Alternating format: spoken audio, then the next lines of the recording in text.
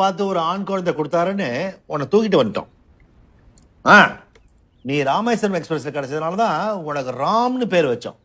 அப்படின்னா சார்மினார் எக்ஸ்பிரஸ்ல பிறந்திருந்தா எனக்கு சார்மினார்னு பேர் வச்சிருப்பீங்களா? ம் ம் வச்சிருப்போம். என்னை ஏன் போலீஸ் ஸ்டேஷனுக்கு எடுத்துன்னு போல? ஏன்னா ஏன் ஏன் போல சொல்லு. எனக்கு தெரியல, உன் ஃப்ளோ கரெக்டா தான் இருக்கு, நீயே சொல்லு.